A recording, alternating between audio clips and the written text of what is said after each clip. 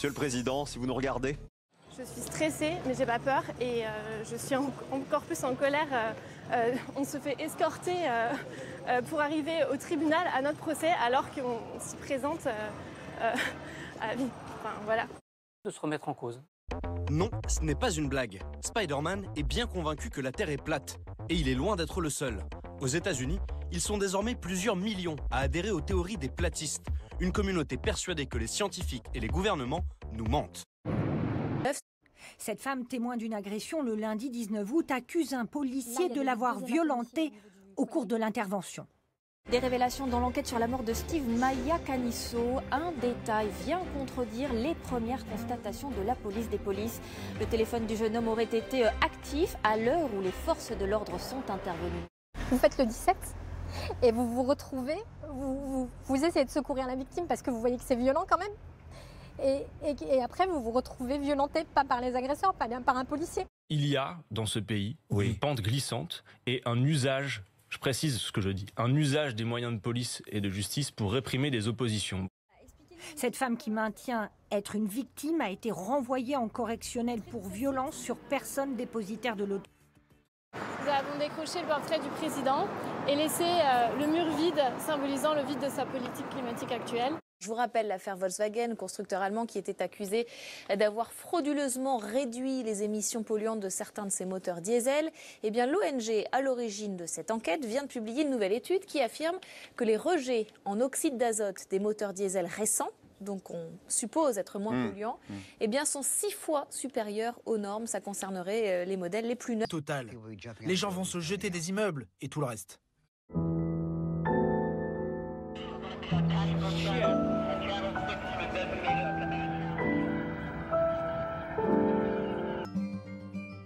Alexis Corbière, député insoumis de Seine-Saint-Denis, a levé un gros lièvre à propos d'une lourde manipulation médiatique dans l'affaire des perquisitions contre le siège de la France insoumise. Il a révélé que depuis un an, Quotidien joue le jeu de la police politique. Pour éviter tout fantasme qu'essaye d'insuffler le parti de Jean-Luc Mélenchon, nous avons donc mis en ligne les images de la perquisition de la France insoumise. C'est en intégral. Police des polices. Voici les images de la visite du président hier, les fameux gilets orange foncé.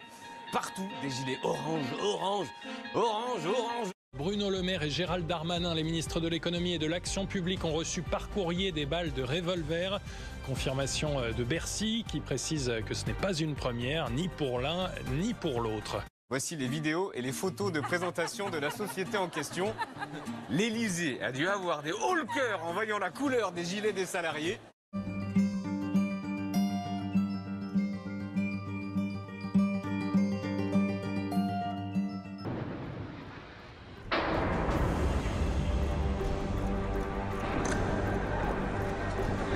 Qu'est-ce qui va se passer quand vous allez prouver que la Terre... Réalité brute, sans montage, un plan séquence de plus de 44 minutes pour vous prouver que nous ne mentons pas, comme le dit Jean-Luc Mélenchon. Je trouve que pour ceux qui s'intéressent à notre histoire, les 44 minutes de vidéo qu'on a vues tout à l'heure vont dans le sens, me semble-t-il, de ce que nous vous avons déjà dit. Donnez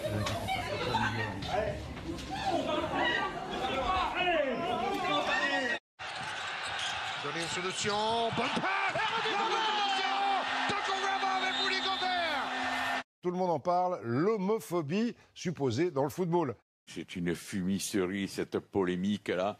Ça ne veut plus rien dire. La ministre est dans son rôle. Il faut maintenant que la Ligue, les clubs prennent leurs responsabilités, parlent à leurs supporters. Moi, je suis nature peinture. Ce que dit le président de la République, je m'en bats les couilles. Il s'occupe de sujets beaucoup plus importants. C'est fait.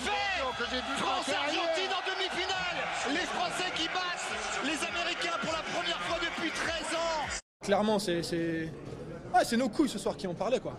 Collectivement, j'ai pas eu le sentiment qu'il y a eu une remise en cause. Enfin, j'ai pas vu des hommes prendre la parole publiquement et collectivement en disant il y a des choses qui doivent cesser, c'est à nous de nous remettre en cause. L'injustice est dans notre couple, l'injustice est dans nos familles, l'injustice est au bureau, dans la rue, l'injustice est dans la cité, c'est aux hommes. Devant le palais de justice de Paris, des centaines de manifestants, des personnalités politiques et associatives sont venus soutenir les 9 prévenus, ceux qui ont décroché et volé dans les mairies des portraits d'Emmanuel Macron. Nous allons jouer avec un autre héros de la République. Regardez.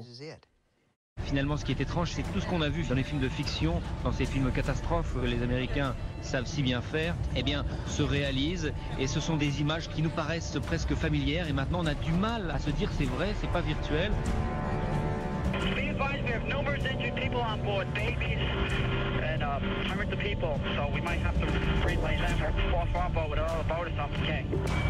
Les neurosciences nous révèlent que l'on est la somme d'une multitude d'instincts contradictoires.